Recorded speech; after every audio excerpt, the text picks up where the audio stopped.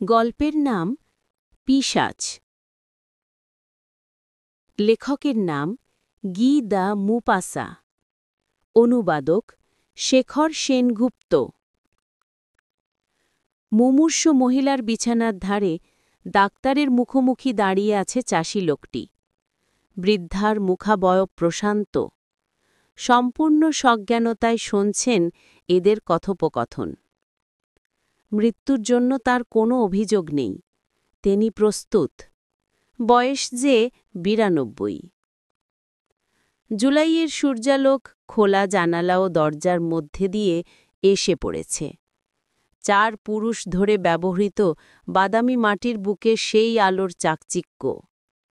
তপ্ত বাতাসে ভাসে মাটির গন্ধ, ঘাসের ঘ্রাণ, দুপুরে রোদে পোড়া পাতার বাস। ভেসে আসে গঙ্গা ফড়িংদের অবিরাম ঝিমঝিম লব। ডাক্তার চড়া গলায় বললেন, হোনর, তুমি তোমার মাকে এই অবস্থায় ফেলে রেখে যেও না। যে কোনো মুহূর্তে উনি মারা যেতে পারেন। চাষি মাথা নাড়ে। কিন্তু আমার ফসলগুলি অনেকক্ষণ ধরে মাঠে পড়ে আছে। এই বেলা তুলে না আনলে অনেক ক্ষতি হবে। তুমি কি বলো মা? মৃতপ্রায় বৃদ্ধার এখনও নরম্যানসুলভ ধনলিপ্সা। চোখ ও মুখের অভিব্যক্তিতে যেন সম্মতি জানালেন।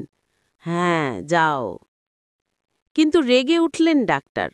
পা ঠুকে বললেন, বুঝলে, তুমি খুব নিষ্ঠুর। আমি তোমাকে যেতে বলতে পারি না। মাঠের ফসল কাটা যদি তোমার এখন এতই জরুরি হয়, যেতে পারো। কিন্তু খেয়াল রেখো, দিন একদিন তোমারও ঘনাবে। সেদিন কিন্তু তোমার কাছে এসে আমি দাঁড়াবো না। কুকুরের মতো মারা যাবে তুমি, বুঝলে? রোগা লম্বা লোকটা ডাক্তারের কথায় দ্বিধান্বিত। একদিকে তার ভবিষ্যতের ভয়, অন্যদিকে বৈষয়িক ভাবনা। বলল, কতক্ষণ ধরে আমাকে দাঁড়িয়ে থাকতে বলছেন? তা আমি কি করে জানব? কড়া গলায় ধমকালেন ডাক্তার। সেটা বরং ওর সঙ্গেই ঠিক করে নাও। ডাক্তার হিসেবে আমি তার আরও কয়েক ঘণ্টা পরমায়ু চাই, বুঝলে? লোকটা তার মনস্থির করে ফেলল। আমি যাচ্ছি, আমায় যেতেই হবে। রাগ করবেন না ডাক্তারবাবু। সঙ্গে সঙ্গে ডাক্তারও হাত গুটিয়ে নিলেন। গলায় তার হুঁশিয়ারি, ঠিক আছে, যাই ইচ্ছে করো, আমিও আর এই বিরক্তিকর পরিবেশে থাকতে পারছি না। ডাক্তারবাবু রেগিমেগে চলে গেলেন। হুনোর কিছুক্ষণের জন্য বাইরে গিয়ে আবার ফিরে আসে। মায়ের কানের কাছে মুখ নিয়ে বলে, তুমি একটু একা থাকো, আমি চট করে র্যাপেট বুড়িকে ডেকে আনছি। র্যাপেট এক বয়স্কা ধোপানি। কাপড় কাচা ছাড়া তার আরও একটা ভূমিকা ছিল। ওই গ্রামসহ জিলার বহু পরিবারে মৃত বা মৃতকল্পজনের পরিচর্যা সে করত উপযুক্ত পারিশ্রমিকের বদলে। তারও অন্তঃকরণে ছিল যত রাজ্যের লোভ ও লালসা। তার আলোচ্য বিষয় ছিল একমাত্র মৃত্যু। আজীবন সে কত রকমের মরণ দেখেছে, খুব উৎসাহের সঙ্গে সেসব ব্যাখ্যা করত। হুনোর তার বাড়িতে ঢুকে দেখতে পায় ধোপানি জলে নীল গোলাচ্ছে মেয়েদের রুমাল কাচবার জন্য। হুনোর বলল, আছো কেমন র্যাপিড বুড়ি? সে ঘুরে তাকালো। গতানুগতিক। তোমার খবর কি? নিজে তো বহাল তবিয়ত, তবে মার অবস্থা বিশেষ সুবিধের নয়। তোমার মা? হ্যাঁ, আমার মা। কি হয়েছে? এখন যায় তখন যায় অবস্থা। বুড়ি শুনেই নীল গোলা জল থেকে হাত তুলে নিল। তার আঙুলের ডগাতিচে ফোঁটা ফোঁটা নীল জল গড়াতে থাকে। গলার স্বরেও হঠাৎ সহানুভূতির প্রলেপ। সত্যি এরকম তার অবস্থা? ডাক্তার তো রায় দিয়েছেন আজকের বিকেলটাও নাকি পার হবে না। তাহলে তো খুব খারাপ অবস্থা। হুনোর এবার আসল কথা পারতে দ্বিধা করে। কিভাবে যে প্রসঙ্গটা উত্থাপন করা যায়, এ প্রসঙ্গে অনেক রকম ভাবনা তার মগজে পাক খেতে থাকে। কিন্তু কোনো কিছুই ঠিক না করতে পেরে আচমকাই বলে বসে, মা মারা না যাওয়া পর্যন্ত দেখাশোনা করতে কত নেবে তুমি? জানোই তো আমার অবস্থা মোটেই সচ্ছল নয়। একজন চাকরকেও যা দেওয়া উচিত তা দেবার সামর্থ্য আমার নেই। আমার দারিদ্র্যের জন্যেই মার আজ এই দুরবস্থা। ৯২ বছর বয়সেও কি হাড়ভাঙা খাটুনি না তাকে খাটতে হয়েছে। ১০ জন লোকের পরিশ্রম সে এই বয়সে একাই করেছে। র্যাপেটের গম্ভীর গলা, আমি লোক বুঝে দুধরনের মজুরি নিয়ে থাকি। ধনীদের কাছে দাবি করি প্রতিদিন ৪০ সাউচ ও রাত প্রতি ৩ ফ্রাঙ্ক। হিসেবে, আর সাধারণ লোকেদের কাছে আমার রেট হল দিনে 20 সাউচ ও রাতে 40 সাউচ। তোমার বেলায় এই দ্বিতীয় রেটটাই প্রযোজ্য হতে পারে। কিন্তু এই রেট চাষি লোকটার মনও পুতো হয় না। সে তার মাকে ভালোই জানে, জানে তার মার জীবনী শক্তি কত বেশি। সহজে টেসে যাওয়ার পাত্রী তিনি নন। ডাক্তার যাই বলুন, সপ্তাহখানেকের আগে চোখ তিনি বুঝছেন না। হনর তাই দৃঢ়স্বরে বলে, না, আমি বরং চুক্তিবদ্ধভাবে তোমাকে এককালীন কিছু থোক টাকা দিতে পারি, যার পরিবর্তে গোটা কাজটা তুমি করবে। ঝুঁকি এখানে দুজনেরই। ডাক্তারের রায়ে যে কোনো মুহূর্তে রোগিণী মারা যেতে পারে। যদি তাই হয় তুমি জিতবে এবং আমি হারব। আর যদি মা কাল পরশু বা আরও কয়েকদিন টিকে যায়, জিত হবে আমার, হার হবে তোমার। বুড়ি সেবিকা অবাক হয়ে চাষিটার দিকে চেয়ে থাকে। মানুষের মৃত্যু নিয়ে সে কখনো এভাবে জুয়া খেলেনি। মনে তার সংশয়ে আবার হঠাৎ কিছু পেয়ে যাওয়ার লোভটাও জেগে থাকে। তখন তার মনে হলো, লোকটা তো তাকে ঠকাবার মতলব করতে পারে। তোমার মাকে না দেখা পর্যন্ত আমি কথা দিতে পারছি না। বেশ, তাহলে চলো, তাকে দেখবে। ধোপানি হাত মুছে তার সঙ্গে রওনা দেয়। সারাটা পথ দুজনের মুখে কোনো কথা নেই। ধোপানির হাঁটার গতি অতি দ্রুত। গুটি কয়েক গরু প্রচণ্ড দাবদাহে ক্লান্ত হয়ে মাটিতে শুয়েছিল। এদের পায়ের দপদপানিতে মাথা তুলে এমনভাবে টাকায় যেন তারা নতুন ঘাসের জন্য আর্জি পেশ করছে। বাড়ির কাছাকাছি এসে হনর করুণ স্বরে বলল, বোধহয় এর মধ্যে সব শেষ হয়ে গেছে। তার অবচেতন মনের আশঙ্কা যেন ধ্বনিত হয় সেই স্বরে। কিন্তু তার মা তখনও মৃত্যুর ধারে কাছে পৌঁছননি। পিঠ ঘুরিয়ে শুয়ে আছেন, অদ্ভুত শীর্ণ দুই হাত যেন কোনো জন্তুর থাবার মতন দেখায়। সেবিকা র্যাপেট পায়ে পায়ে বিছানার কাছে গিয়ে দাঁড়ায়, বুঝবার চেষ্টা করে রোগিণীর অবস্থাটা। সে তার নাড়ি টেপে বুক পরীক্ষা করে, শুনবার চেষ্টা করে হৃৎপিণ্ডের ধুকপুকানি। এক আধটা কথা বলে ধরবার চেষ্টা করে রোগিণীর কথা বলার ক্ষমতা এখনো কতখানি। তারপর দীর্ঘক্ষণ রোগিণীর দিকে এক দৃষ্টিতে চেয়ে থেকে বাইরে চলে আসে। তার পিছন পিছন হনরও। হনরের সন্দেহ হল, বুড়িমা বুঝি আজকের রাতেই এসে যাবে।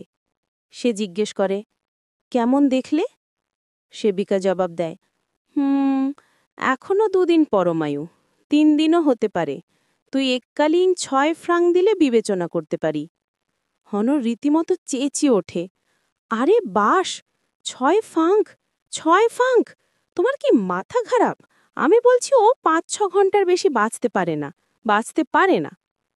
চলল দুজনের মধ্যে দর কষাকষি। দুজনেই অনমনীয়, রফায় আসতে পারছে না। ঠিক আছে। শেষ মুহূর্তে হনরই যেন হার মানে। 6 ফাঙ্কই দেব। দেখাশোনা থেকে আরম্ভ করে সবের জামা কাপড় কাঁচা পর্যন্ত সব কিছুই করতে হবে। করব, 6 ফাং পারিশ্রমিক পেলে সবই করব। হনর তাড়াতাড়ি তার জমিতে ফিরে যায়।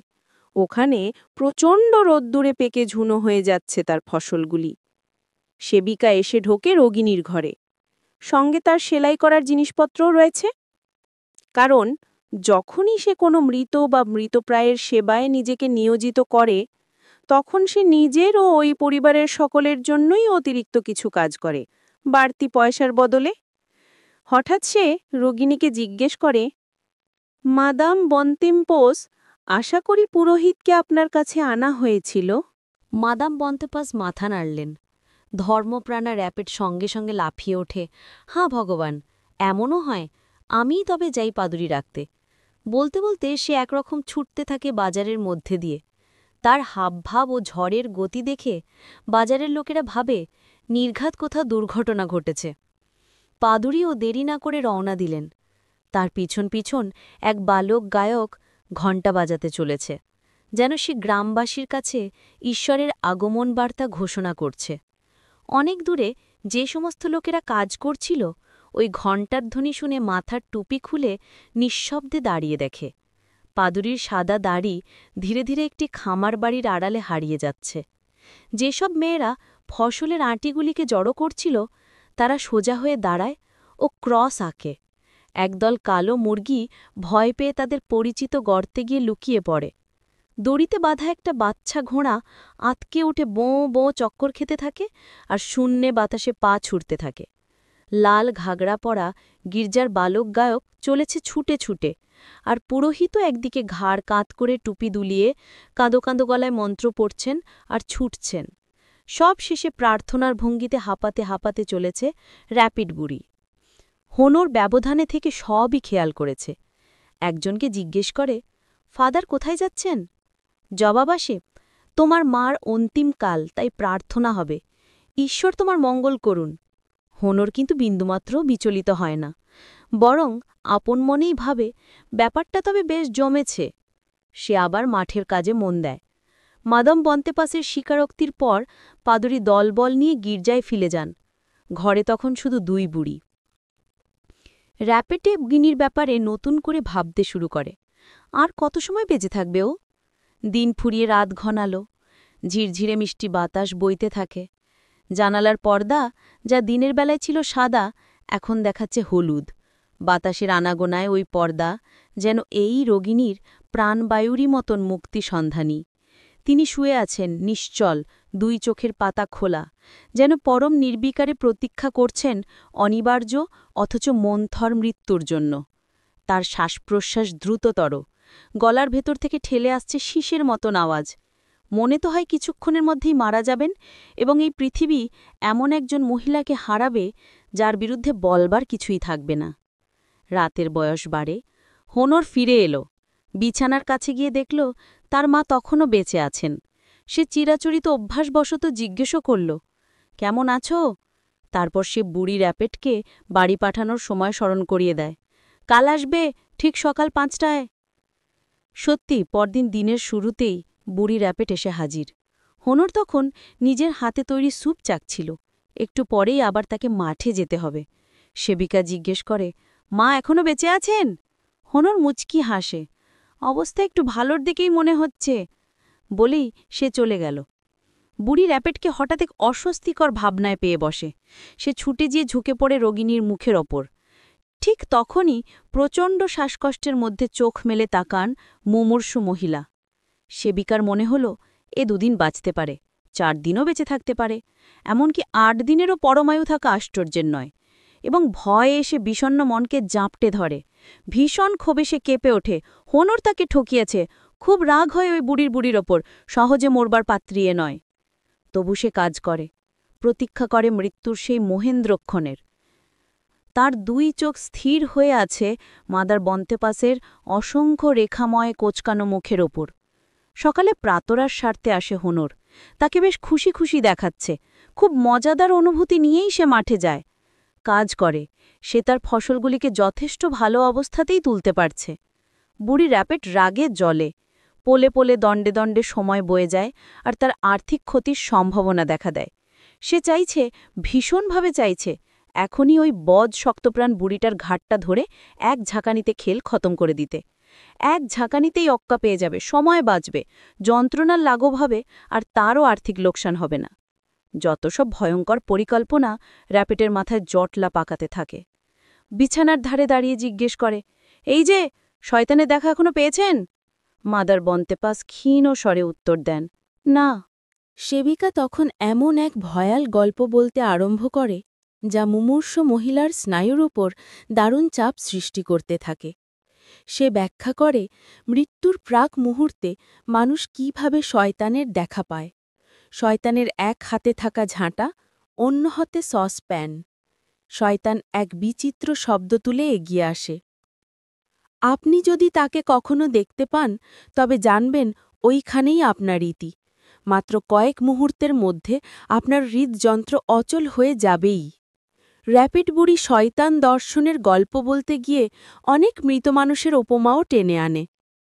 জোজেফাইন লয়েসেল, এউলেই রেতার, সোফিয়া পংনান, সারফাইন গ্রিসপিড ইত্যাদি প্রত্যেকেই মৃত্যুর পূর্ব মুহূর্তে পিশাচকে দেখতে পেয়েছিল। বুড়ি র্যাপেটের গল্প শুনতে শুনতে মাদার বন্তেমসের অসুস্থতা বেড়ে যায়। রোমাঞ্চিত তিনি বিছানা কুঁচকে 2 হাতে ভর দিয়ে উঠে দেখতে চাইলেন এই ঘরের প্রত্যন্তে কোথাও পিশাচের আবির্ভাব ঘটেছে কিনা। মৌকা বুঝে র্যাপেট চকেতে ঘর ছেড়ে চলে যায়। আলমারি খুলে একখানা চাদর বের করে এবং তা দিয়ে নিজের সর্বাঙ্গ ঢেকে রাখে। তারপর ওই চাদরের নিচে জল সেদ্ধ পড়ার একটা পাত্রকে এনে এমনভাবে মাথায় ও মুখে চেপে রাখে যে মনে হয় বুঝি তার ৩টে শিং গজিয়েছে। তারপর ডান হাতে ঝাঁটা ধরে বাঁ হাতের জলের জাগটাকে সপাটে এমন ঝাপটা মারে যে উৎকট শব্দ তুলে জাগটা আছড়ে পড়ে মাটিতে। সেই শব্দে ঘরের মেঝে অবধি কেঁপে ওঠে। শব্দের সঙ্গে সঙ্গে চেয়ারের ওপর পা দিয়ে রোগিণীর ঘরের ঝুলান্ত পর্দাটাকে টেনে নামায় র্যাপেট। মাথা ও মুখ আটকানো পাত্রে এক ধরনের বিচিত্র আওয়াজ করতে করতে সে এগিয়ে আসে রোগিণীর দিকে, ঠিক যেমন পুতুল খেলায় শয়তানের মূর্তি নাচতে নাচতে এগিয়ে চলে। অভাবনীয় আপত্তিতে মুমূর্ষা মহিলা বুঝি উন্মাদিনী। তার ঠেলে বেরিয়ে আসা ২ চোখে বুনো দৃষ্টি। অমানসিক দিশেহারা উত্তেজনায় তিনি উঠে বসেন ও পিশাচের হাত থেকে রেহাই পাবার প্রাণান্তকর চেষ্টা করেন। সেই ব্যর্থ প্রয়াসে তার কাঁধ ও বুক বিছানার বাইরে ঝুলতে থাকে। তারপরই একটা দীর্ঘশ্বাসের সঙ্গে সঙ্গে লুটিয়ে পড়েন, এবং সেটাই তার অন্তিম নিঃশ্বাস। বুড়ি র্যাপেট আবার সব জিনিসপত্রাদি যথাস্থানে ঠিক ঠিক করে রাখে। ঝাঁটাটা রাখে আলমারির এক কোণে, চাদরটা আলমারির ভেতরে, সেদ্ধ করার প্যানটা স্টোভের ওপর, জলের জাগটা শেলফের ওপর এবং চেয়ারটা দেয়ালের বিপরীত দিকে। এরপর পেশাদারি নিপুণতায় সে মৃতার বিষভারিত চোখের ২ পাতা বুজিয়ে দেয়, পবিত্র পাত্র থেকে জল ঢেলে একটা ডিশ এনে রাখে বিছানার উপর। সব শেষে প্রথাসিদ্ধ কায়দায় মৃতার আত্মার জন্য হাঁটু গেড়ে প্রার্থনায় বসে যায় সে। রাতে ঘরে ঢুকেই হনর বুড়ি র্যাপেটকে ওইভাবে প্রার্থনা করতে দেখে তার মনে প্রথমেই যে ভাবনা আসে তা হল, ইস, বুড়িটা আমায় ২০ সাউচ ঠকালো। ও এখানে মাত্র ৩ দিন ও ১ রাত, যার পারিশ্রমিক হওয়া উচিত ৫ ফ্র্যাঙ্ক, ৬ ফ্র্যাঙ্ক নয়।